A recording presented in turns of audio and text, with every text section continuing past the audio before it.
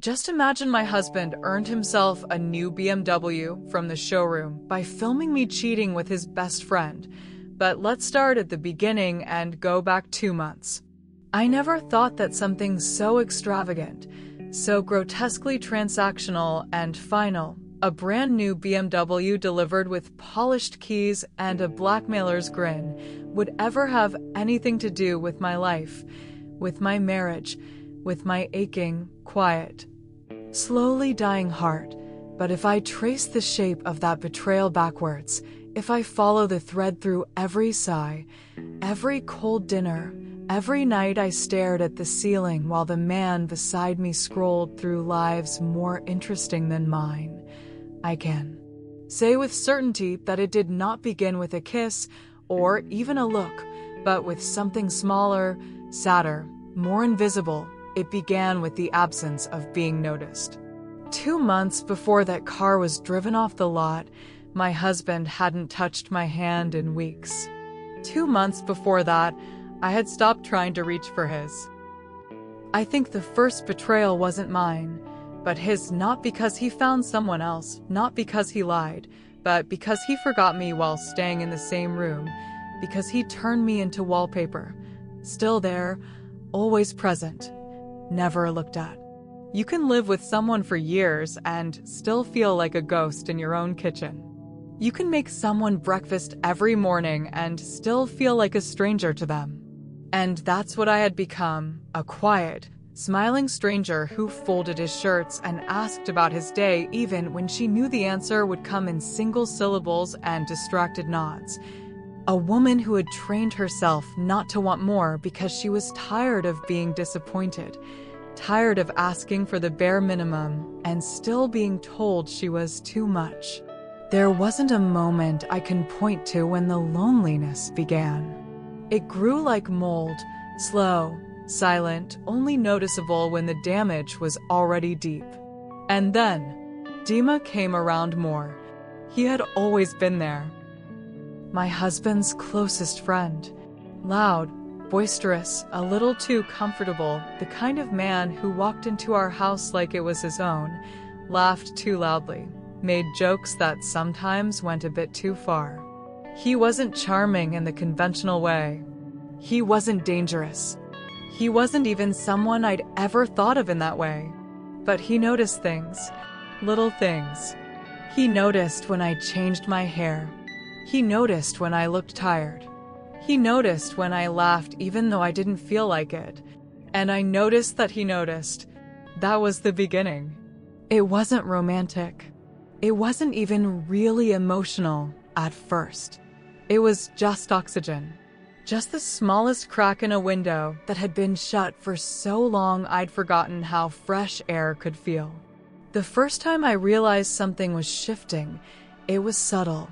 My husband had canceled dinner, again, with no explanation, no apology, just a text that said, "Work. Late." I had already lit the candles. I had made a reservation I knew he wouldn't remember. And I had already changed out of the sweats he hated and into something he hadn't commented on in years. Dima was already on his way over. He had said he needed to borrow something. I don't even remember what now, a tool, probably, or some charger. He stayed longer than he needed to. He asked if I wanted to order food. I said yes. He asked me how I was, not in passing, not the way most people do when they already expect you to say, fine, but like he actually wanted to hear the answer. And I lied. I said I was okay. He didn't believe me. He didn't push either. But he looked at me like he saw something breaking. And worse, like he didn't look away. That night, after he left, I sat in the kitchen long after the dishes were cleared and tried to remember the last time my husband had looked at me like that. I couldn't. And that's when I knew I was in trouble, not because anything had happened, but because something inside me wanted something to happen. For the next few days, I told myself to forget it. To ignore the way my heart jumped a little when my phone lit up with a message from him, even if it was something stupid, something harmless. to stop reading into the way he smiled at me or lingered when he said goodbye. But the thing about attention, real attention, is that once you taste it again after going without for so long, it's impossible not to crave it. I started looking forward to his visits. I started checking my reflection before he arrived. I started noticing what I said, how I said it, if I was interesting or funny or anything. I hadn't cared about that in so long. And he kept giving me more. Not too much. Just enough. He would text me about a show he thought I'd like. He'd remember something I'd said in passing and bring it up days later. He'd ask how a project at work was going even when my husband hadn't asked in months. There was a moment, just a moment, when he handed me something, a small box of tea I'd once mentioned I liked, and I said thank you, and something about the way I said it, or maybe the way I looked at him, I don't know, it made him pause. And then he said softly, almost too softly, "You deserve someone who listens." I laughed. I shouldn't have, because it wasn't funny. It was dangerous. That was the first moment I let myself think about what I wanted, not what was appropriate, not what was expected, but what I wanted, and the answer scared me. I wanted to be seen. I wanted to be valued. I wanted someone, to wake up the part of me that had been asleep for so long it had started to forget its own name. But I was still pretending, still playing the role, wife, loyal, unshakable, unaffected, and every day it got harder to stay in character. There were days when Dima would leave and I would stand at the door a little too long after it closed, like maybe I was trying to hold on to the echo of his presence. There were nights when I caught myself rereading our texts, overanalyzing them, wondering if he meant something more, or if I was inventing it all because I needed it too badly. I began to fantasize not about bodies, not about beds, but about someone holding my face in their hands and saying, "I see you." That was the real betrayal. I wasn't thinking about my husband anymore. I was thinking about Dima. I was thinking about what it would feel like to fall into that attention, to stop resisting it. And worst of all, I was thinking about what it would feel like to not feel so utterly alone. I told myself it was still innocent. We hadn't done anything. There was no touching, no confessions, no lines crossed. But every time I looked at Dima now, I saw the line glowing, pulsing, waiting. And I knew I would cross it, not out of lust, but out of hunger. I kept telling myself I still had a choice, even when I already knew I didn't. It became routine, predictable. I knew the days my husband would come home late, not from work, not always, sometimes from the gym, sometimes from nowhere in particular, but always with that same tired voice and disconnected eyes that couldn't hold mine for more than a second before drifting to his phone, the TV, the wall, and those were the days I started leaving small openings, barely conscious invitations to Dima. I might be home alone, or I'm trying to fix this drawer, but I can't figure it out, or I made too much. Food again, and none of it sounded like seduction, at least not out loud, but beneath it all was this trembling, shameful need to be chosen, even if only in fragments. He came more often, and I stopped questioning why. Maybe I was pretending I didn't know. Maybe he was pretending too. But our silences started stretching longer. Our conversations started dipping into places they shouldn't. Vulnerable places, childhood wounds, regrets, the ache of feeling invisible. And sometimes I would catch myself looking at his mouth when he spoke, and sometimes I would catch him doing the same to me, and still, we hadn't done anything. But I was dreaming about him.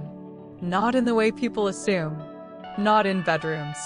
But in kitchens, parks, movie theaters, scenes where we just laughed, where I reached for his hand without hesitation, where he looked at me with the kind of warmth that made me forget I was living a lie. I'd wake up breathless, not from lust, but from the memory of being cherished. It got harder to hide.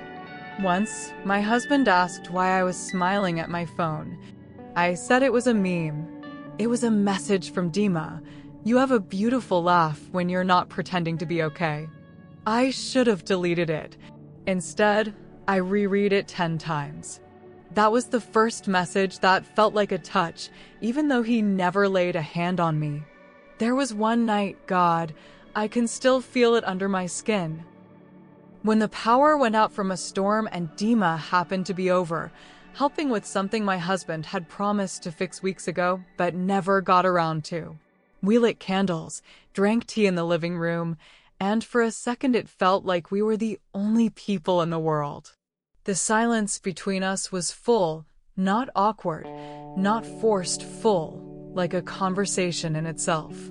And he said, "This feels like something we shouldn't be doing, even though we haven't done anything wrong." And I whispered, "I know." I should have told him to leave then. Instead, we just sat there with the sound of rain tapping against the windows, saying nothing, but thinking everything. I started saving the clothes I felt prettiest in for the days I thought he might drop by. I wore perfume again, not for my husband, who didn't notice, but for Dima, who always did, even if he didn't say anything. I could see it in the pause, the glance, the breath he took when we were standing too close in the hallway.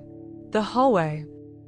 That hallway became something sacred and terrifying.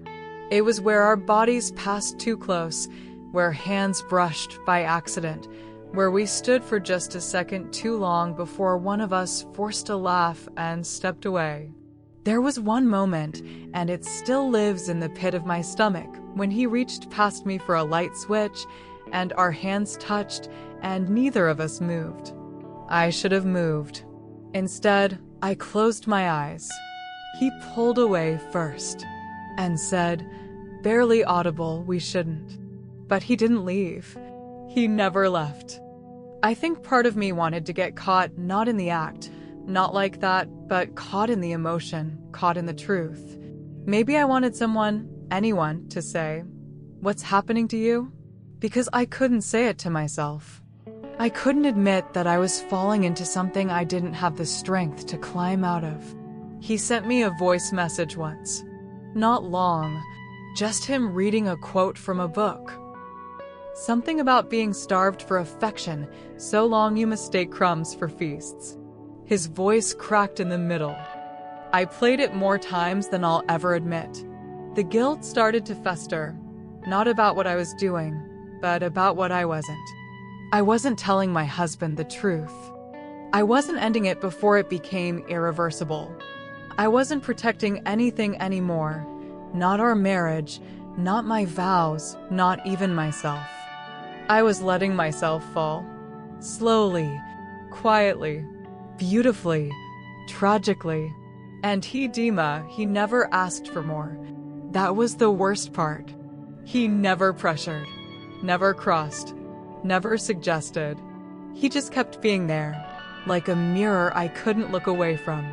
There were nights I thought about calling him, just to hear his voice, just to tell him I couldn't take it anymore. The pretending, the restraint, the aching hollow of never being touched emotionally while knowing someone who could give me exactly that was only a few blocks away. I wanted to tell him. I wanted to tell him everything, but I didn't, because if I spoke it out loud, it would become real. I still needed it not to be real, because real meant betrayal. Real meant consequence. Real meant everything I was barely holding together would shatter. And still, I fantasized about him coming over when my husband was away, about what it would feel like if I let go not just of my guilt, but of the illusion I still cared about preserving what my marriage had become. The truth?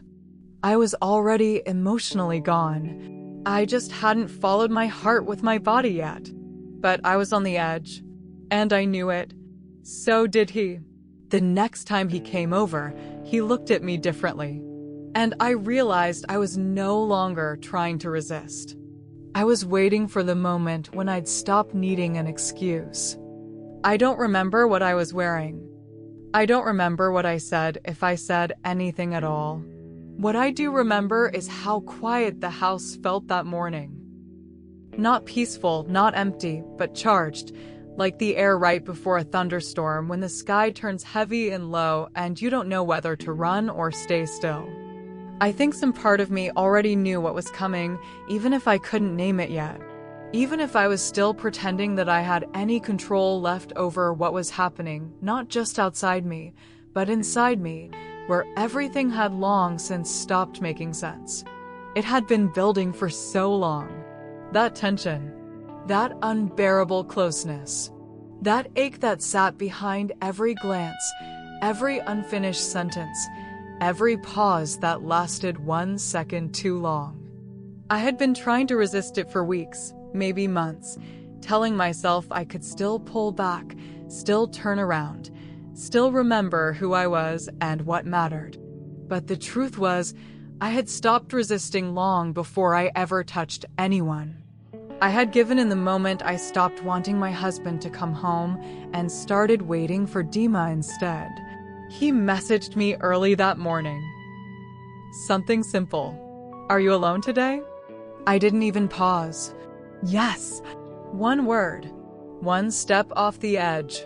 After that, the rest was just gravity. He arrived a few hours later. Casual. Unassuming.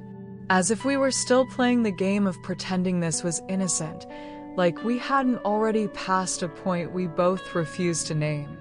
And when he walked in, when I closed the door behind him, the silence between us said everything. There was no need for declarations, no need for apologies. We were already too far gone. I remember standing there, not knowing what to say, afraid that any word might break the spell, or make it too real, or make it collapse entirely. And I remember the way he looked at me, like someone who didn't want to hurt me, but couldn't help himself. Like someone who had already grieved the version of me that belonged to someone else. And still, neither of us stopped. Not because we didn't care, but because we did. Too much. Too wrong. Too late. And that was the moment. The moment it happened. The moment I chose to lose everything. Not in impulse. Not in rebellion. But in a quiet, deliberate, devastating decision. I wasn't thinking about consequences. I wasn't thinking about guilt. I wasn't thinking about anything except what it felt like to be wanted again, not out of duty or routine, but because someone still saw me as a person, not just a role. Not just a wife, not just a shadow or a fixture in a house filled with silence. And when it was over, when the adrenaline wore off and the room fell still again, I sat in the kitchen alone and everything started to come back. The guilt, the nausea, the weight, the realization that I had just destroyed the last fragile thread holding my old life together. But even then, even in the middle of that storm inside me, I still thought it was mine to contain. I still believed I could bury it, control it, pretend it never happened, and move on like people do when they make mistakes too big to fix. And then I looked up, and I saw it. A tiny black dot above the doorway. Small, harmless looking, blinking, watching. I froze. Not immediately. At first, I didn't even understand what I was seeing. It was so out of place, so absurd, that my mind refused to accept it. I stepped closer. I stared. I reached up. And that's when the world cracked open. A camera. Hidden. Watching. Recording. I couldn't breathe. My legs gave way beneath me, and I had to grip the edge of the counter just to stay upright. My hands shook so hard I thought I might vomit. I tried to convince myself that it wasn't what it looked like. Maybe he'd installed it for security. Maybe it was something else. Maybe I was being paranoid. Maybe, but the deeper part of me already knew. He had planned this. He had known. Maybe not exactly when. But he had known it would happen. He had been waiting. He had set the trap and left it open, patient, cruel, methodical. And I had walked straight into it. That's when I heard the door open. Not a knock, not a call from outside. Just the unmistakable sound of the front door unlocking, opening, closing again with a soft, final click. Too soon. Too wrong. Too quiet. I turned around and there he was. My husband. Calm. Expressionless. Like he had just come back from buying milk. Not like he had just caught his wife cheating with his best friend in the house they shared. He didn't say anything at first. He just looked at me. Then he took out his phone, tapped the screen a few times, held it up, and there we were, frozen on video. Nothing explicit. Just enough to imply. Just enough to ruin everything. I couldn't move. Couldn't breathe. Couldn't think. He watched me watch it, then pressed pause, and smiled. Not a smile I'd ever seen before. Not anger. Not pain. Just satisfaction. Calculated. Icy. Vicious. You didn't think I knew, he said. And I wanted to scream. Or collapse. Or run. But my body wouldn't obey me. I've been waiting for this, he said. You think I didn't see the looks? The messages?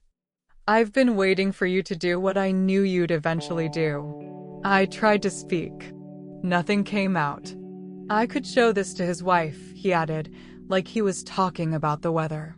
I could destroy him. His family. His job. I could wreck all of it. He looked down at his phone again, casually, like it bored him now. But I'm not going to. Hope stirred, stupid, misplaced. Then he looked back up. I want something better. A pause. A long, horrible pause. I want a car. I blinked. I thought I misheard. He walked over to the table, sat down. A BMW. New. From the showroom. In my name. Paid in full. Or I show that video to his wife, his boss, his kid's school, whoever I feel like. My stomach dropped. You're joking, I whispered. He smiled again, almost kindly. No, sweetheart. I'm just collecting. Silence. Awful, bottomless silence. And I realized he didn't care that I cheated. Not really. This wasn't about heartbreak. It was about leverage. It was about power. And he had all of it. He knew Dima would do anything to keep his family from seeing that video. He knew the price wouldn't matter. And he knew I wouldn't stop it, because if I tried, if I confessed, the whole thing would come crashing down. So I said nothing. I watched it happen. A week later, the car arrived. Glossy, new, shining like blood under the sun. He drove it into the driveway with a smugness so thick I could smell it through the walls. He never looked at me as he got out. He didn't need to. He already had what he wanted. And I had already given up everything that mattered.